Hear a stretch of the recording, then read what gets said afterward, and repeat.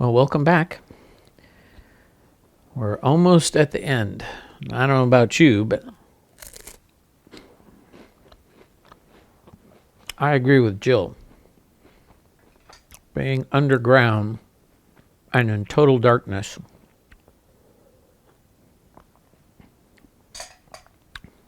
that would really unnerve me. Chapter 15. The disappearance of Jill. The patch of light did not show up anything down in the darkness where they were standing. The others could only hear, not see, Jill's efforts to get on the Marshwiggle's back.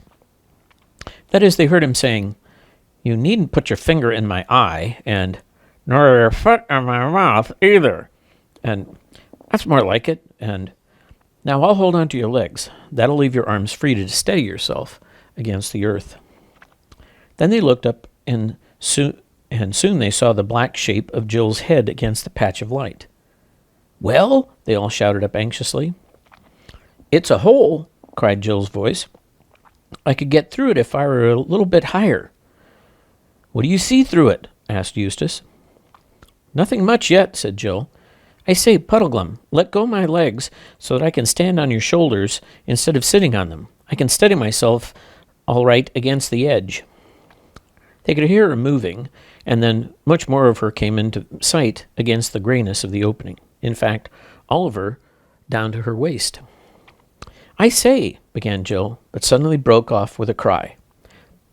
Not a sharp cry. It sounded more as if her mouth had been muffled up or had something pushed into it. After that she found her voice and seemed to be shouting as loud as she could, but they couldn't hear the words. Two things then happened at the same moment. The patch of light was completely blocked up for a second or so, and they heard both a scuffling, struggling sound and the voice of the Marshwiggle gasping, "Quick! Help! Hold on! Hold on to her legs! Someone's pulling her! There! No! Here! Too late!" The opening and the cold light which filled it were now apparently clear again. Jill had vanished. "Jill! Jill!" they shouted frantically, but there was no answer. "Why the dickens couldn't I have held her feet?" said Eustace. "I don't know, Scrub," groaned Puddleglum. "Born to be a misfit. I shouldn't wonder. Fated. Fated to be Pole's death, just as I was fated to eat Talking Stag at Harfang. Not that isn't my own fault as well, of course." "This is the greatest shame and sorrow that could have fallen on us," said the prince. "We have sent a brave lady into the hands of enemies and stayed behind in safety." "Don't paint it too black, sir," said Puddleglum. "We're not very safe, except for death by starvation in this hole." "I wonder, am I small enough to get through where Jill did?" said Eustace. What had really happened to Jill was this. As soon as she got her head out of the hole, she found that she was looking down as if from an upstairs window, not up as through a trap door. She had been so long in the dark that her eyes couldn't at first take in what she was seeing, except that she was not looking at the daylit, sunny world which she wanted to see. The air seemed to be deadly cold, and the light was pale and blue. There was also a good deal of noise going on, and a lot of white objects flying around in the air. It was that moment that she had shouted down to Puddleglum to let her stand up on his shoulders. When she had done this, she could see and hear a good deal better. The noises she had been hearing turned out to be of two kinds: the rhythmical thump of several feet, and the music of 4 fiddles, 3 flutes, and a drum. She also got her own position clear. She was looking out of a hole in a steep bank which sloped down and reached a level about 14 feet below her. Everything was very white. A lot of people were moving about. Then she gasped. The people were trim little fauns and dryads with leaf-crowned hair floating about them. For a second they looked as if they were moving anyhow. Then she saw that they were really doing a dance with so many complicated steps and figures that it took you some time to understand it. Then it came over her like a thunderclap that the pale blue light was really moonlight, and the white stuff on the ground was really snow. Of course, there were the stars in a black frosty sky overhead, and the tall black things behind the dancers were trees. They had not only come out into the upper world at last, but come out in the very heart of Narnia. Jill felt she could have fainted with delight. And the music, the wild music, intensely sweet, and yet just a little bit eerie, too, and full of good magic, as the witch's thrumming had been full of bad magic, made her feel it all the more. All this takes a long time to tell, but of course it took a very short time to see. Jill turned almost at once to shout down to the others, "I say, it's all right, we're out, and we're home." But the reason she never got further than "I say" was this. Circling round and round the dancers was a ring of dwarfs, all dressed in their finest clothes, mostly scarlet, with fur-lined hoods and golden tassels and big furry top boots. As they circled round, they were all diligently throwing snowballs. Those were the white things that Jill had seen flying through the air. They weren't throwing them at the dancers as silly boys might have been doing in England. They were throwing them through the dance in such perfect time with the music and with such perfect aim that if all the dancers were in exactly the right places at exactly the right moments, no one would be hit. This is called the Great Snow Dance and is done every year in Narnia on the first full moonlit night when there is snow on the ground. And of course, it's kind of a game as well as a dance, because every now and then some dancer will be the least little bit wrong and get a snowball in the face, and then everyone laughs. But a good team of dancers, dwarfs, and musicians will keep it up for hours without a single hit. On fine nights, when the cold and the drum taps and the hooting of the owls and the moonlight have got into their wild woodland blood and made it even wilder, they will dance till daybreak. I wish you could see it for yourselves. What had stopped Jill when she had got as far as to say, "I say," was, of course, simply a fine big snowball that came sailing through the dance from a dwarf on the far side and got her fair and square in the mouth. She didn't in the least mind. 20 snowballs would not have dampened her spirits at that moment. But however happy you're feeling, you can't talk with your mouth full of snow. And when, after considerable sputtering, she could speak again, she quite forgot in her excitement that the others, down in the dark behind her, still didn't know the good news. She simply leaned as far out of the hole as she could and yelled to the dancers, "Help! Help! We're buried in the hill! Come and dig us out!" The Narnians, who had not even noticed the little hole in the hillside, were of course very surprised, and looked about in several wrong directions before they found out where the voice was coming from. But when they caught sight of Jill, they all came running towards her, and as many as could scrambled up the bank, and a dozen or more hands were stretched out to help her. And Jill caught hold of them, and thus got out of the hole, and came slithering down the bank head first, and then picked herself up and said, "Oh, do go and dig the others out. There are 3 others beside the horses, and one of them is Prince Rilian." She was already in the middle of a crowd when she said this, for beside the dancers, all sorts of people who had been watching the dance, and whom she had not seen at first, came running up. Squirrels came out of the trees in showers, and so did owls. Hedgehogs came waddling as fast as their short legs would carry them. Bears and badgers followed at a slower pace. A great panther, twitching its tail in excitement, was the last to join the party. But as soon as they understood what Jill was saying, they all became active. "Pick and shovel, boys, pick and shovel! Off for our tools," said the dwarfs, and dashed away into the woods at top speed. "Wake up some moles, they're the chaps for digging." "They're quite as good as us dwarfs," said a voice. "What was that she said about Prince Rilian?" said another. "Hush," said the panther. "Poor child's crazed, and no wonder after being lost inside the hill. She doesn't know what she's saying." "That's right," said an old bear. "Why, she said Prince Rilian was a horse." "Oh, she didn't," said a squirrel, very pert. "Yes, she did," said another squirrel, even perter. "It's quite true. Don't be so silly," said Jill, who spoke like this because her teeth were now chattering with the cold. Immediately one of the dryads flung round her a furry coat, which some dwarves had dropped when he rushed to fetch his mining tools, and an obliging fawn trotted off among the trees to a place where Jill could see firelight at the mouth of a cave, to get her a hot drink. But before it came, all the dwarves reappeared, with spades and pickaxes, and charged into the hillside. Then Jill heard cries of, "Hi! What are you doing? Put that sword down!" and "Now, young'un, none of that!" and "He's a vicious one, now, isn't he?" Jill hurried to the spot and didn't know whether to laugh or cry when she saw Eustace's face, very pale and dirty, projecting from the blackness of the hole, and Eustace's right hand brandishing a sword with which he made lunges at anyone who came near him. For of course Eustace had been having a very different time from Jill during the last few minutes.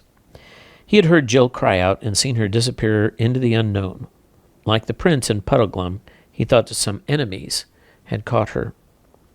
And from down below, he couldn't see that the pale bluish light was moonlight.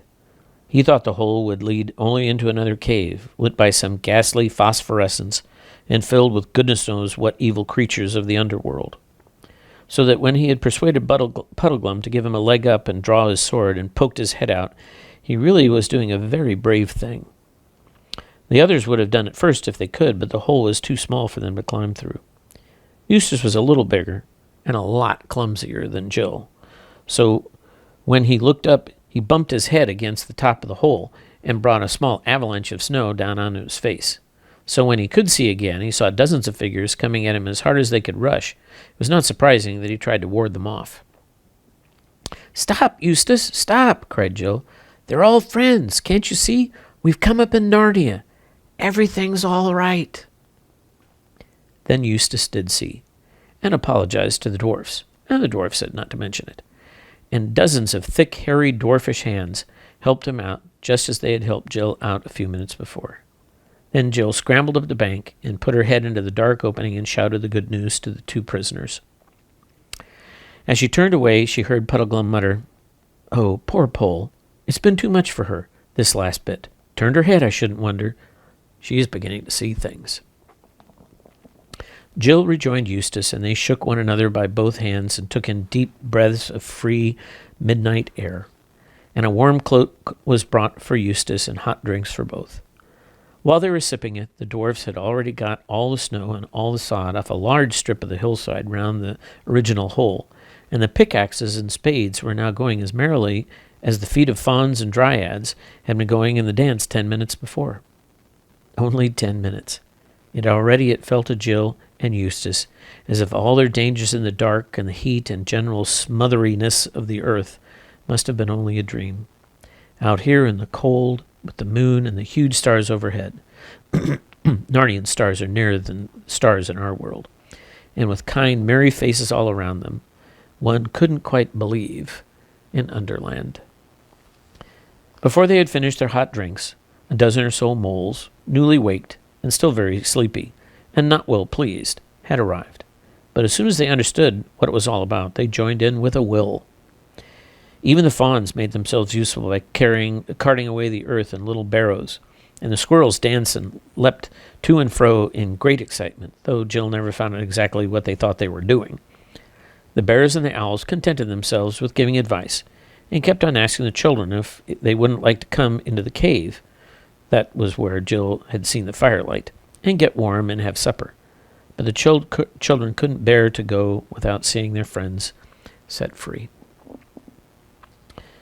No one in our world can work at the job of that sort like dwarves and talking moles work in Narnia. But then, of course, moles and dwarves don't look at it as work. They like digging. It was therefore not really long before they had opened a great black chasm in the hillside, and out of the blackness into the moonlight. This would have been rather dreadful if one hadn't known who they were. Came first the long-legged, steeple-hatted figure of the Marshwiggle, and then leading two great horses, Rilian, the prince himself.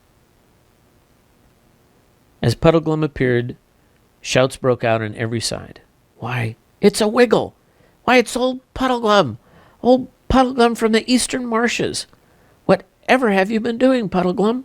We've been sent out search parties for you. Lord Trumpkin has been putting up notices. There's a reward offered."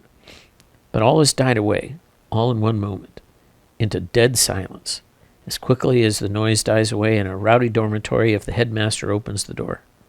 For now they saw the prince. No one doubted for a moment who he was. There were plenty of beasts and dryads and dwarfs and fauns who remembered him from the days before his enchanting. There were some old ones who could just remember how his father, King Caspian, had looked when he was a young man and saw the likeness. but I think they would have known him anyway. Pale though he was from long enchantment in the deep lands, dressed in black, dusty, disheveled, and weary, there was something in his face and air which no one could mistake. That look is in the face of all true kings of Narnia, who rule by the will of Aslan, and sit at Cair Paravel on the throne of Peter the High King. Instantly, every head was bared and every knee was bent. A moment later, such cheering and shouting, such jumps and reels of joy, such handshakings and kissings and embracings of everybody by everybody else broke out with tears, that the tears came into Jill's eyes. Their quest had been worth all the pains it cost. "Please it, your highness," said the oldest of the dwarves. "There is some attempt at a supper in the cave yonder, prepared against the ending of the snow dance." "With a good will, father," said the prince, "for never had any prince, knight, gentleman, or bearer so good a stomach to his victuals as we four wanderers have tonight." The whole crowd began to move away through the trees toward the cave. Jill heard Puddleglum saying to those pressed around him, "No, no, my story can wait. Nothing worth talking about has happened to me. I want to hear the news. Try breaking it to me gently, for I'd rather have it all at once. Has the king been shipwrecked? Any forest fires? No wars on the Calorman border? Or a few dragons, I shouldn't wonder." And all the creatures laughed aloud and said, "Isn't that just like a marsh wiggle?" The two children were nearly dropping with tiredness and hungry, but the warmth of the cave and the very sight of it, with the firelight dancing on the walls and dressers and cups and saucers and plates, and on the smooth stone floor, just as it does in a farmhouse kitchen, revived them a little. All the same, they fell fast asleep while supper was being got ready. And while they slept, Prince Rilian was talking over the whole adventure with the older and wiser beasts and dwarfs. And now they all saw what it meant, how a wicked witch, doubtly the same kind as the White Witch who had brought the great winter on Narnia long ago, had contrived the whole thing, first killing Rilian's mother and enchanting Rilian himself. And they saw how she had dug right underneath Narnia and was going to break out and rule it through Rilian, and how he had never dreamed that the country of which she would make him king in name only, but really her slave, was his own country. And from the children's part of the story, they saw how she was in league and friendship with the dangerous giants of Harfang. "And the lesson of it all is, your highness," said the oldest dwarf, "that those northern witches always mean the same thing, but in every age they have a different plan for getting it." It's the end of the chapter, but there's still one more to go. See you tomorrow night.